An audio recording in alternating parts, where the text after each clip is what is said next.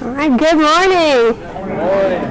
Let me get situated. I'm connected here to a mic, so I usually walk around, but they're going to keep me right here behind this podium. So I see a lot of familiar faces this morning, and I'm glad to be here. As Andrea said, my name's Kelly Price, and if you can't, everybody can hear me in the back? Good. All right. I'm battling allergies myself, but I think my voice will hold out.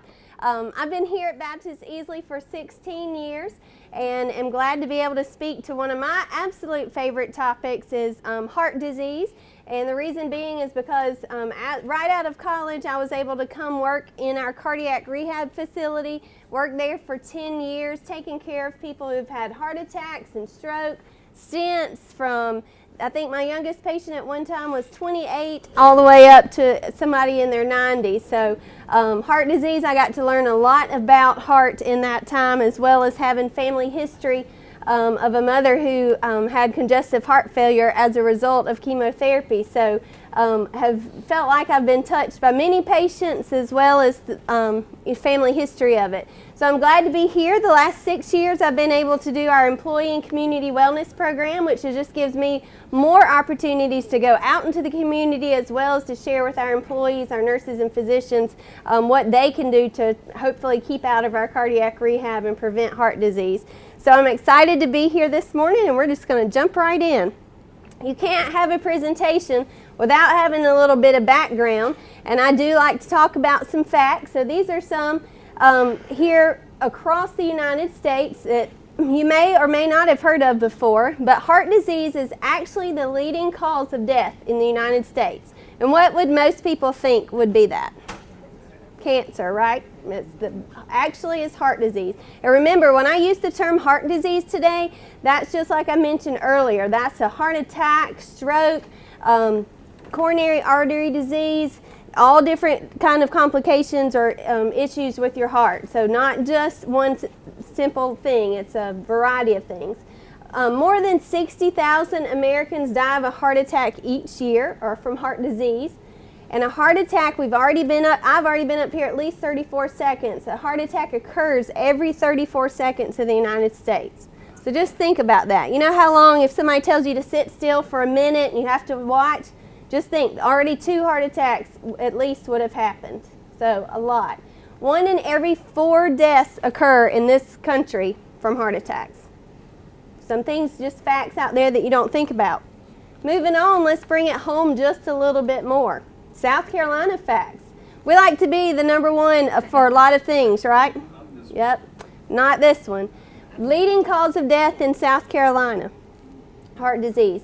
It's accounted for almost 28% and 1/3 of all female deaths in South Carolina. How many of you have heard of the red dress campaign? About half the room, the red dress. That came up back in the 80s because more females, more women were dying of heart disease than men.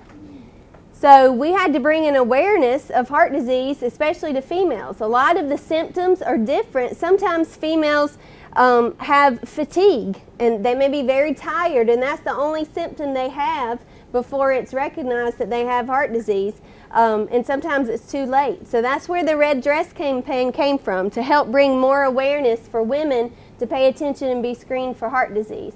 On average, 15 women die from heart disease and stroke in South Carolina, not in the U.S., but in South Carolina each day, which equals to almost 5,500 deaths per year. 63% of females in South Carolina are overweight. And these statistics that I'm giving you today are from 2011. Okay, so I'm sure that some of these have changed or increased since then. So obesity, being overweight, that can be a controllable risk factor, not something that's discussed a whole lot as much as some of the other ones that we'll talk about in a little bit. So you see what the last line says there. Heart disease is the leading cause of death, not in South Carolina, not in the U.S., but where? Pickens County, right, in Pickens County. I take part in the Community Health Needs Assessment. We do that here at the hospital every 3 years. Angie Reed and myself have done it the last 2 times. We just recently did that, and that's where we go out in the community and ask folks what you think is the leading cause of certain, conditions or diseases. Of course, heart disease is always ranked in the top 3. What do you think maybe the other one might be? Cancer and diabetes, right behind it. Many people still to this day believe that men are more at risk, but women are on the rise of being at risk. The Red Dress campaign continues to go on today. The American Heart Association puts out, been going on again since the late 80s. So that's some U.S. facts, some South Carolina facts, and even right here in the home of Pickens County. So let's talk a little bit about heart facts. So everybody take your fist, okay, put it up. All right, and there's a lot of women in here, so average heart size is the size of a man's fist, okay? So us ladies who might have a little smaller hand. That little bitty thing right there, you can see pumps greater than 100,000 times per day. So is it something that if it's not working right that we could just do without? No, you think we'd be able to tell the difference if it wasn't cooperating right? We call it the powerhouse of our body. It circulates over 4,000 gallons of blood throughout the body each day. Okay, so it is working. It's constant. And a heart attack occurs when the oxygen supply is severely cut off or reduced. So we have to take care of this muscle. You know, you go to the doctor, and as you age, sometimes you might get arthritis, or what do they say? If you don't use it, you lose it, right? So we've got to think about that with our heart the same way. It's a muscle, and we can't live without it. It's got to work, just like you are driving a car. If one thing doesn't work right in the car, what happens? So it doesn't work right. It may not run. It may even quit. And somebody said it may even die. So we've got to keep that powerhouse strong so that it can pump this blood and circulate everything that it needs to. So here they are. These are our powerhouse pumps. We got them on both sides if you can't see them. This first picture right here down at the bottom on the left, this is a diagram of the heart. And I know it may be small for those of you in the back. And then let's see if I can use this little light without shining. This picture over here, our third picture, this is a cross section of the heart. And it just shows all the different things that if it was open or closed. But we're going to look at this big one in the middle. That's the one that I tried to blow up a little larger for you. And how many of you in here have heard about people having blockages? Yeah, always hear, a lot of times associated with it. Bypass surgery. Maybe you've had it or you know somebody that have had it. All right, well, see, this is why we call it the powerhouse, because all of this, you've got your aorta and your arteries. And so these look like little tree branches going down through there. So what do you think they're doing in there? Think they're just hanging out, not doing anything? No, remember all that blood that we were talking about earlier? So this shows how these arteries feed the heart muscle, okay? Most heart attacks are going to occur, and we'll see another picture in a minute, if one of these gets blocked. Because what happens if you have a roadblock? Can you just go through? No, you get stopped. So this muscle needs to have this area open, not hard, but clean, so that the blood supply can continue to flow through so a blockage doesn't occur, which could result in a heart attack. A heart attack is when the muscle, and you can see there it's still, when I look at it, it reminds me of a fist. It's when the heart muscle is damaged or a part of the muscle dies. Okay, so that can result in a heart attack. Sometimes you can reverse the damage.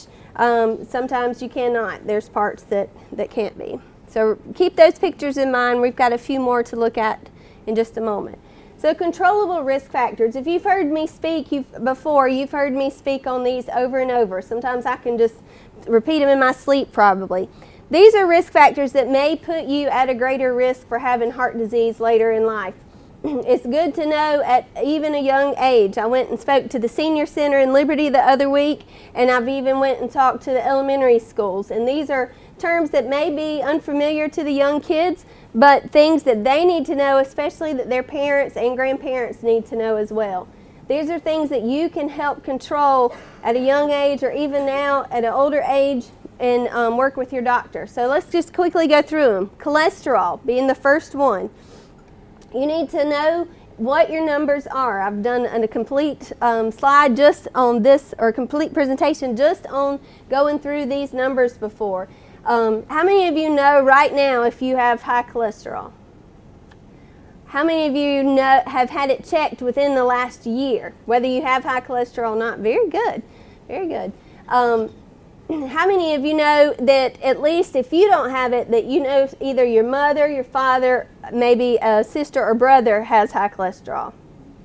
I'd expected more hands than that. Knowing your family history for all these things is key. When you go to the doctor and they're asking you questions, about your family history, that helps them know how to treat you. Because if you have someone in your family, just like when talking about breast cancer or heart disease, that automatically gives you an extra risk. Do you see family history listed up here? No, because it's not a controllable risk factor. Yes, it is a risk factor, but it's not something that we control, so we already have it on the list. However, if you're diagnosed with high cholesterol, or if you know that you have someone in your family that already has high cholesterol, then you can do steps to prevent them. And there's these things that you'll hear me repeat over and over. Being active, okay? Being physically active, exercising, staying daily active, that can help lower your cholesterol or prevent it from getting higher. Taking medications that the doctors prescribe. Working in cardiac rehab, you can imagine for 10 years I heard all kind of answers. I would have this one guy, my grandfather being one of them, who would say, I'd say, Papa, why are you eating your Mayfield ice cream out of the box with your spoon? I thought you had high cholesterol. I took my pill this morning. So they would think, I take my pill, I can eat what I want. So watching your foods, eating a heart-healthy diet, making sure you watch certain foods. Your high fats definitely can affect cholesterol, your fried foods, taking your medication, and staying active. Secondly, high blood pressure. How many of you have or know someone really close in your family that has high blood pressure? I would say the majority of the room. Again, being able to know what your numbers are. How many of you have had your blood pressure checked within the last 3 months?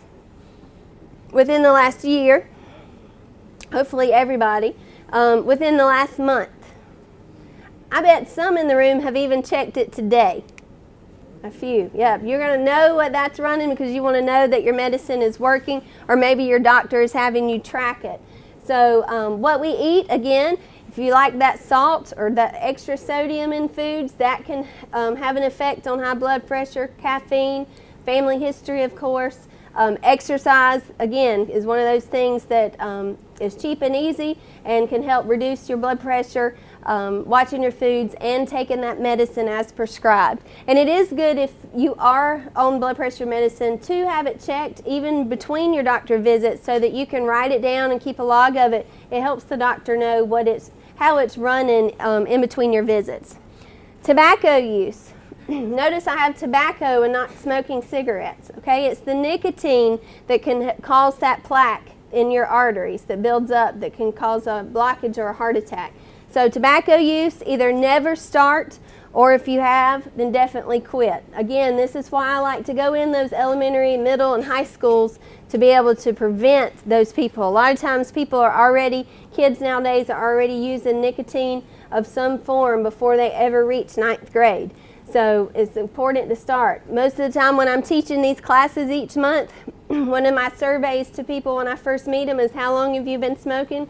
40, 50, 60 years. When did you start smoking? When I was 14, 15. That hasn't changed. The only difference is they're still doing it, okay? So this is definitely a cause of, puts you at a risk factor. Can you control this one? Absolutely. Either never start or stop. Being overweight, not one that people really want to discuss, but it's definitely on the rise in America. Had patients over the years, even employees now, that say, well, when I was growing up, I could eat biscuits, and we ate this, and we did that, and had all, I've never in my life even touched Crisco personally, but I know my grandmother used to make the best biscuits right there on the counter with them. The difference back then and now is what? Knowledge. The food has changed, the knowledge has changed, but where did we work back then? In the fields, right? So what are you doing all day long? You're exercising, you're being active, you're moving. Ask me and Andrea what we do the majority of our days. Now, we might not be the two best because we don't like to sit still, so we're up and about. But the majority of time, what people do across the United States now is what? Sit at a computer. We're sitting at a desk all day. We're on the phone. We're on our phones, sitting. But are we still eating the same foods?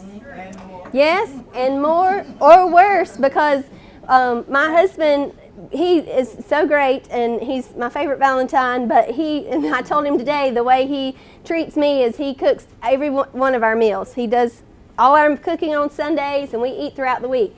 So we leave the gym last night with my daughter. We get in the car, and she says, "Will you take me to McDonald's?" No, we're not going to McDonald's. Your daddy cooked a whole week's worth of food. We're going home to eat that. Little did she know that I had went to the cupcake shop here in Easley and got her and her dad a cupcake to treat them for Valentine's. I definitely didn't want her having McDonald's and then a cupcake. But it's just fast and easy. So it may not be all the Crisco and lard that you had back on the farm days, but it's the McDonald's, and I'm not putting them down, the Chick-fil-A, the Wendy's. It's go, go, go, because that's, yes, we sit all day, but then we're busy at night, but it's not the same physical activity and labor that you did years ago. So just making sure that when you're overweight, that you want to be active, you can help prevent that, because that's the more weight you carry can be harder on your heart. You can tell I can get on a soapbox on that one real quick. Physical inactivity, I think you've heard me share the importance of that. That is my passion, is to help people prevent these risk factors, and I do believe that being active is one of the easiest ways that you can help prevent that. And then diabetes is listed here too, also a risk factor. How many of you have or know someone directly in relation to your family with diabetes? We have a great educator, Liz Stokes, very, very educated when it comes to diabetes. She has our diabetes support groups here once a month, also teaches one-on-one. The best way to, again, know if you have family history, if you're predisposed to diabetes, if you have diabetes, knowing what you need to do. That's why we have physicians and professionals that can help you take more knowledge and of your diabetes and keep that under control so that it doesn't affect your heart. Just a few more facts before we go to the next one. 1 in 8 persons in South Carolina has diabetes. So there's about 60 of us or a little more in this room, and 1 out of 8 in South Carolina is diabetic. 2/3 of people with diabetes die of heart disease or stroke. Okay, so it's not just I have diabetes. It puts you at a higher risk of having heart disease. All right, a few more pictures. This first picture on the left is a picture of a normal heart. Okay, and I apologize that the light's a little different. It's just showing you all the different things with it. And then this picture on the right, you can see, if I can use my little, it's showing the normal artery wall. And you can see there, it's like looks like kind of like a water slide or a tube. Does it look empty? All right, moving on. And this one, if you can't see it, but you see a little small plaque building up. This yellow around here is building up on the walls. This is where we talked about cholesterol. Okay, so this is showing plaque buildup. You can actually see it a little darker on that over there. The second one, does it look as clean as that very first one we just looked at then? This is where the plaque becomes, you can see it breaking off, it's becoming unstable and it ruptures. So this is where the clotting process occurs. Okay, so then that's actually starting to get in the artery, starting to get a little waxy buildup. Okay, I think we have one more. Then you can see right here, they're pointing to it a little bit. The plaque becomes unstable, ruptures, clotting process, then thrombosis starts within the artery. And then what's happening over there? It's getting a little more worse. You see yours getting smaller and smaller for that blood to flow through. So the blood supply to the heart muscle is reduced, and then the muscle tissue in the heart can actually start to die. Okay? Yes? I know that cholesterol can cause the blockages, but I've heard of people having heart attack from blockages who don't smoke and who don't have high cholesterol. Right, and I wouldn't want to speak for everybody. She said that she'd heard of people who have had blockages or a heart attack that don't smoke or don't have high cholesterol, and that could be from family history, could be some disease related to the heart. Sometimes the heart can be enlarged. other reasons that can cause it. That's why I said it's a coronary artery disease. There's different diseases and different things that can happen rather than just, being one thing. The high blood pressure, different reasons to cause. All right, I think that was, okay, we have a few more here. Then you can see here, this is where, can you get through there now? We got a roadblock, don't we? The clot completely blocks the coronary artery, all the muscle tissue below the blockage can die. And then you see over here, this is can result in a heart attack. This is dead cardiac muscle tissue. And then that's just showing you a little bit of how it breaks out. And I apologize, these look like they have videos, but that was the best screenshot that I could do. So as we wrap up, just a few things. Signs of a heart attack. There can be all different things, but I listed the main ones from American Heart Association. You can have discomfort, definitely. What's the number one sign that you always see? People holding their chest. I feel like I have an elephant sitting on my chest. You can have discomfort in your chest, in either arm, one or the other or both. Your back, your neck, your jaw. Shortness of breath comes with this, discomfort. Remember, I'm putting this out there again. This could be any of these. It's not definitely typical in everything. I've even had a patient in previous years came into the ER that was just having ear pain. Thought she had a very severe ear infection. Again, she was female.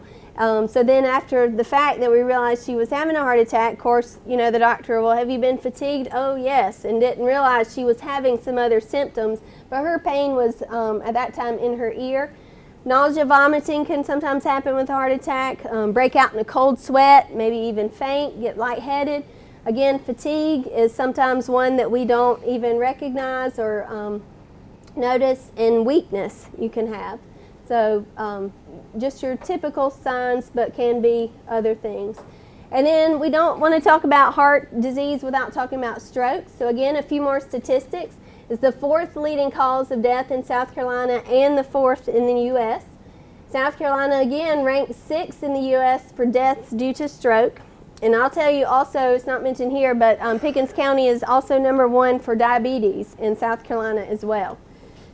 Strokes are the leading cause of disability in the U.S., and we actually live not only in the Bible Belt, but in the stroke belt as well of the U.S. And this also can occur at any age. It's not something that occurs later. Just a picture here, it's when a blood clot blocks an artery in the brain, and 83% of strokes are usually ischemic strokes, which are from this reason. Then you can see this is when a vessel or an artery ruptures. These are all taken from the Heart Association. And this is just a good acronym that I always like to share, is to think fast. That's what the American Heart Association terms it, think fast when you're thinking of a stroke. So the F is if, could be some symptoms of a stroke, is when one or side of your face droops. So you can think about this if you're looking at someone else. I actually talked at one of our local nursing homes several years ago, and then they reached out to me a few months after I had been there, and they had just had someone have a stroke, but the roommate of that person had not attended the talk, but the other people, there was a little buzz of, oh, we should have remembered, what did she say? And it was the FAST acronym. You may have arm weakness when you're experiencing a stroke, difficulty with your speech. You may have slurred speech or may not be able to speak at all. And then the 4th one is if one or more of these things are happening. Definitely with heart disease and with stroke, time is of the essence, so it's time to call 911 or get directly to the ER. The most important thing I want you to take from today is to know your risks. Think about those controllable risk factors that we discussed, and what is your family history of those things. What are you currently having? If you have high blood pressure, high cholesterol, and how are you treating those things? Take action to reduce this risk. Go through those questions. Am I exercising? Am I doing activity? Am I taking my medications as prescribed? Am I staying away from that salt shaker? Am I eating those healthy foods? And know the signs and symptoms of heart attack and stroke.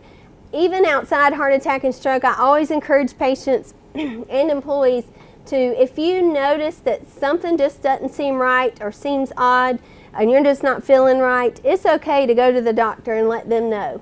That's why it's always good that they know your history, they know all your current medications, and then you let them know the symptoms.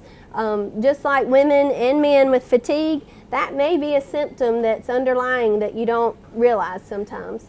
So know your risks, take actions, know the signs and symptoms of heart disease, and if something happens, don't wait, because when it comes to heart disease and stroke, time is everything. So act fast on making sure that you get the help that you need. Okay. Yes, ma'am.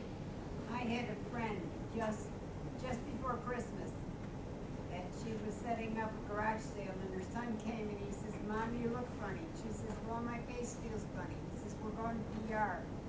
She was having a stroke.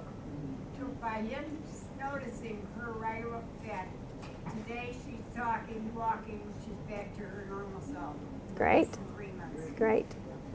And that's a good testimony. Not only are you noticing yourself, but you may notice someone else to get them the help they need. All right, thank you for coming, and have a happy, happy Valentine's Day.